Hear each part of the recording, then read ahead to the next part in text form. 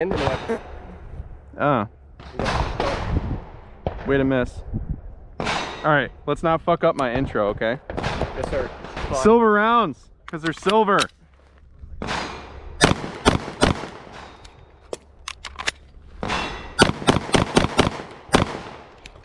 And I can't count. So I am confusion. You're fucking 10 ply, bud. I needed more dirt on the rounds, so what happened?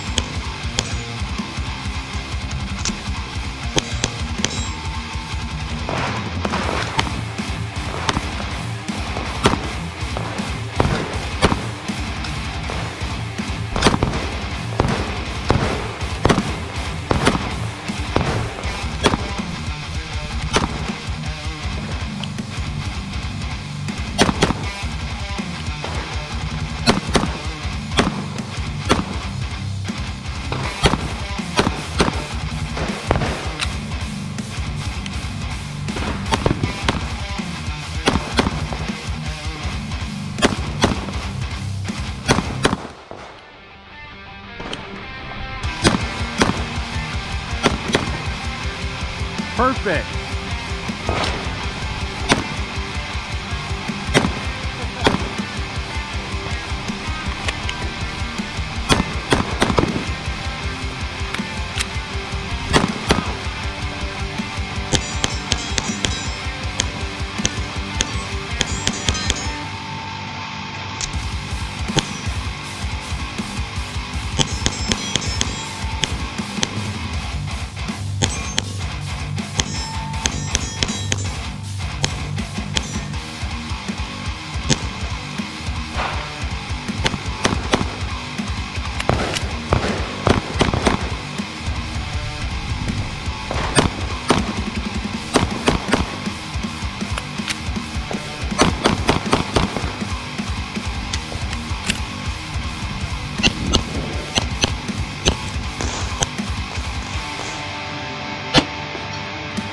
Way to end.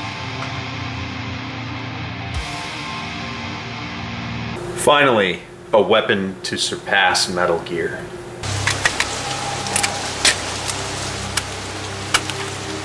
Have you ever been on the Hudson River with intel of a new Metal Gear set for transport?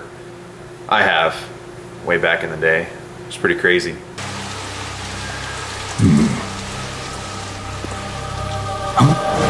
Welcome, friends. In front of you is the HK USP9 SD, a gun I've had for a very long time.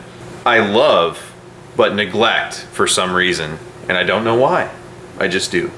A little history: back in the 90s, HK developed a handgun to host the 40 Smith & Wesson cartridge, and it was the HK USP.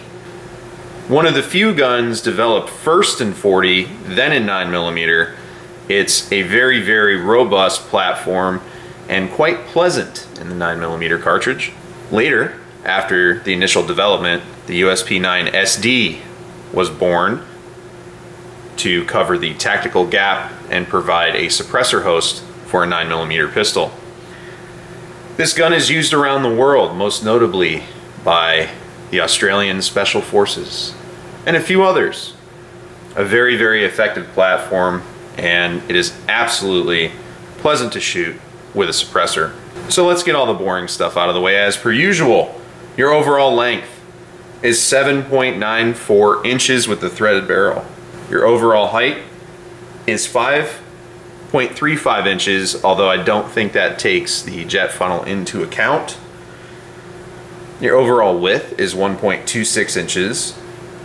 The barrel length on your tactical models is just shy of 5 inches at 4.86 inches. And the sight radius for the tactical models is slightly longer, and the USP9 SD. However, I put the Trijicon HDs on there, so I'm going to go with the USP numbers of 6.22 inches. The HK USP9 SD, equipped with the GG&G 1913 rail and a jet funnel kit loaded with 18 rounds of 124 grain Federal HST plus P, weighs in at 2 pounds 9.4 ounces, plussed up 2 pounds 9.9 ounces, and with the Surefire X300 UB 1000 lumen, weighs in at 2 pounds 14.2 ounces. All right, field strip, which you've seen a million times on this channel, is very simple. Line it up with the takedown notch, pull this out. You have your receiver. One thing I'd like to note before we continue with the disassembly track is for the USP series guns, the key for your guide rod is larger. So a non-suppressed variant doesn't use this recoil spring assembly, it uses a tighter notch. I believe the reason for this is for use with a suppressor. So you can shoot it this way unsuppressed, zero issues, zero problems, and then it gives a little bit extra lock time for the suppressor, and it allows for reliable feeding and firing. So if you're just buying a standard USP, be it a 9, 40, 45, whatever, and you're dropping a threaded barrel in it and plan to shoot it suppressed, make sure you get this recoil spring assembly. I know it's frustrating and they're $100, but it's a lot better to get this and maintain your pistol, not crack frames or beat parts unnecessarily. So if you're looking at just buying a project pistol and you got like a police trade USP and you want to do all this cool stuff to it, make sure before you shoot suppressed and just drop a threaded barrel in there, you get the threaded recoil spring assembly.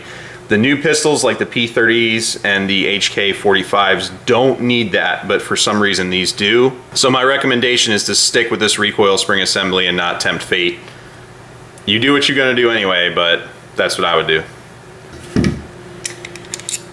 Dual spring recoil reduction system, recoil spring assembly, and your always excellent cold hammer forged cannon grade steel HK barrel. Does not have an O-ring on this model, and your slide. And I must say, this is one of the easiest threaded barrel models to put back together. Very, very easy barrel installation, and getting her back together is very, very smooth.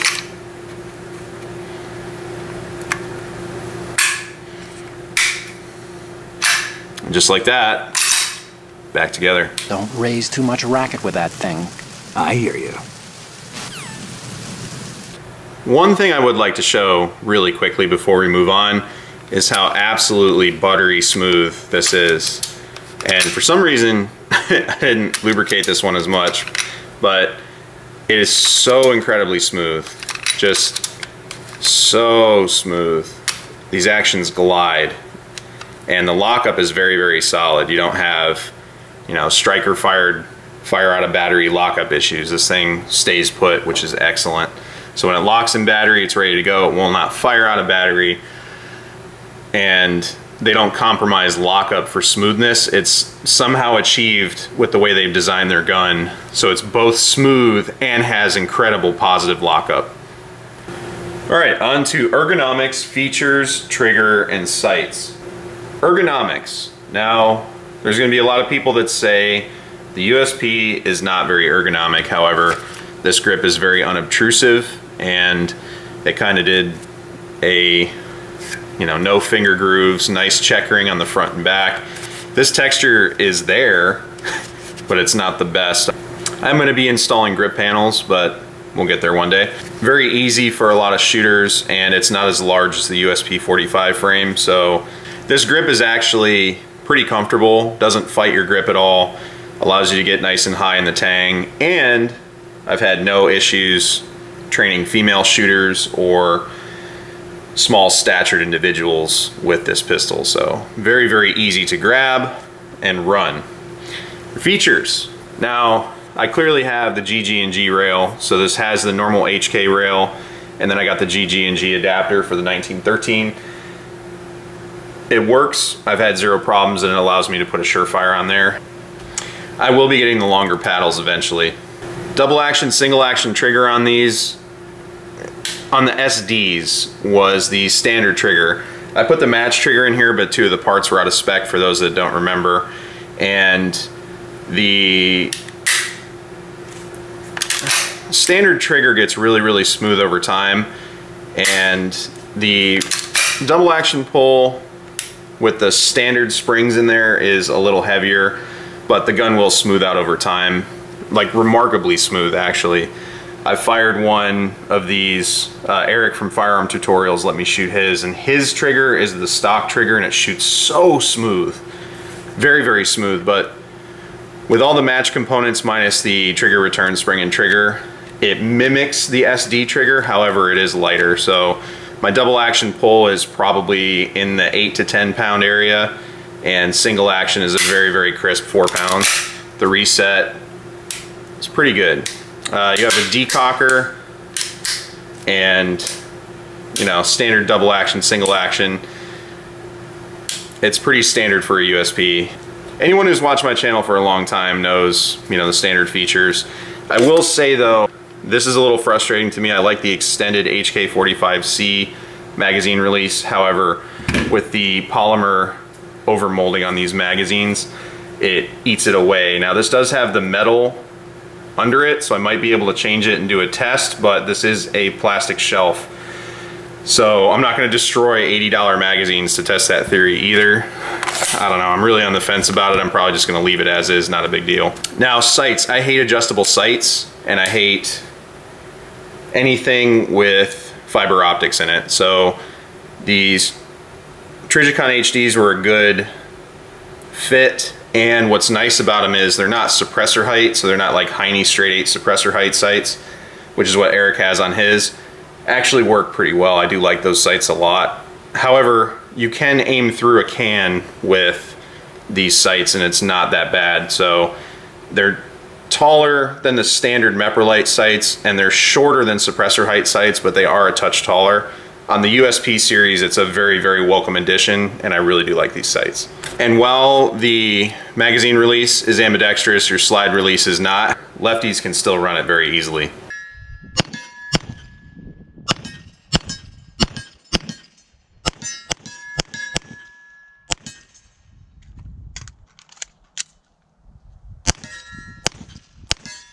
One final point on the ergos, I will say that this is slightly longer than a Glock 19, but slightly shorter than a Glock 17 for reference, and I much prefer the Glock 17. I hate when a grip stops at a certain point in my hand. The jet funnel makes this much easier to grab onto confidently and run confidently. It's a very, very nice addition. So with the benefits of the jet funnel, which is very, very clean reloads and very positive reloads, you can pretty much just throw it in there. It also gives you a nice additional contact surface, and it's very, very nice metal. I will say installing this is a pain in the ass. However, all of the benefits outweigh the 2 disadvantages, which is cost and the installation. But where some people would complain about weight, this actually balances it very nicely. Loaded, this is perfectly balanced with the Surefire, and with a suppressor, this extra weight back here and the extra capacity really contributes to a very, very nice smooth shooting experience. So I really, really like the jet funnel magazines. And one note on your jet funnel magazines, they are steel.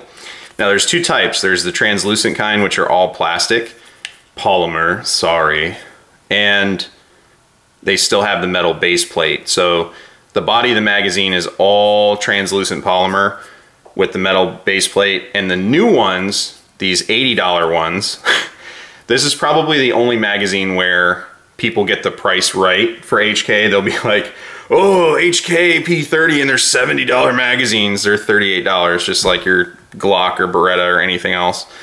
So these though are very, very, very expensive, and I know prohibitively expensive for some people. However, this is the absolute best magazine HK's ever made.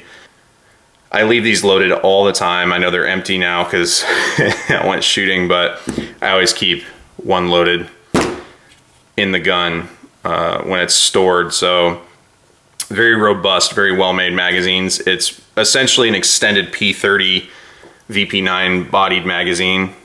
The geometry is the same and all that stuff, but because of the way they designed the magazine well with the polymer magazines for the USP40 and the USP9, they had to do this overmold job to give you this behemoth. But it still fits in S-Tac Kiwi magazine pouches, so we're good. Very, very good magazine, highly recommend. Very hard to source and very, very, very expensive, and I'm not gonna pull any punches on that. Final thoughts. My final thoughts are, this is one of the best handguns I own. It shoots on par with the Legion, and it is an absolute wonder to shoot suppressed. One of the smoothest guns I've ever fired suppressed. Usually, when you fire a gun suppressed, it takes a gun, it makes it a little more harsh. There's very, very few pistols that I've fired that are better suppressed. This pistol and the Beretta M9A3 are the only two pistols to date that I've fired suppressed that were smoother with the can on it. And I haven't fired a SIG 226 suppressed, so don't jump on me about that. If you're looking for a suppressor host that has the potential to add awesome magazines and have a very, very relevant and competent magazine capacity, I highly recommend this pistol. So even with the stock trigger, and now you can't even get the SDs, you can only get a USP9 tactical. Do I like having the SD over a tactical? Kind of. I mean, I put the same parts in there that the tactical would have anyway. So if you want to get a better starting gun, then get the USP9 tactical. However, if you find a USP9 SD out in the wild, it's still a great gun. So don't ignore this pistol. Can't really articulate why I don't shoot this gun more. Every time I take it out and shoot it, I'm like, oh man, I love this thing. And it's so smooth. This is essentially an HK factory combat handgun that put in HK factory parts and is almost on par with that Legion. I mean, so close to that Legion. The shooting experience is the same, but I think the Legion is a little more refined. However, this is a combat handgun. I've said before with the USP45 that the USP45 is like a tank and a race car have been blended together and they found a way to make it work, and that's the same with the USP9 SD. And even more so when you put a light and a suppressor on it, it just becomes one of the best guns to ever press a trigger on. It's a phenomenal suppressor host. It handles being suppressed very gracefully and is just a blast to shoot. So I absolutely recommend this pistol to anyone looking at one. You can source holsters, it's a little more difficult, and it is hard to have this gun around because everyone's going to be like, oh, you're just trying to be an HK hipster or something like that. Until they shoot it, then they want one. It is not a cheap firearm, especially if you do the jet funnel modifications and use these exact jet funnel magazines. They're twice the price of the translucent ones, but they're much more robust and they will last. So you got to do that cost benefit analysis there. Overall, one of my favorite handguns. I should have more of them and I should really just dive into the USP9. I just don't know if I will. And I know that's a shitty thing to say because this gun has never given me problems. I bought it used, I cleaned it up, I made some changes to it to make it mine, and she has done nothing but reward that effort. And every time I shoot it, like I can shoot it and hit 100-yard targets just like I can with my SIG. I can suppress this and it runs perfectly. I can, you know, do anything I need to do. It's not too long and too big and too bulky. It's exactly the size it needs to be. It's a very, very solid weight in hand. It's under 3 pounds with all of the stuff in it. 19 rounds on tap with the light. There's a few people I would recommend this gun to. If you're already in love with the USP9, this is a no-brainer. If you're somebody who needs a suppressor host that's gonna just keep trucking no matter what, this is a phenomenal option. If you're looking for a home defense gun that you can throw a suppressor on and a light and just run around your house and have 18 rounds on tap, this is a perfect option. It's not too long, it gets it done, and if you put, you know, Trijicon HDs are what I recommend, but if you put night sights on it, it's solid. So if you do this mod, essentially, to your USP9 SD or USP9 Tactical, you're gonna have one of the best shooting pistols you could possibly get. So in closing, she's the gun I ignore and have absolutely zero reason to, and every time I take her out, she shoots the lights out. So getting this review together, I've really reconnected with this gun and I plan on shooting it more. I will be getting a rugged Obsidian 9 suppressor for this and using this as my 9mm suppressor host. It is that good of a gun. So at the end of the day, highly recommend. And if you get the opportunity, definitely go shoot one. You will buy it. Thanks for watching. Take care out there.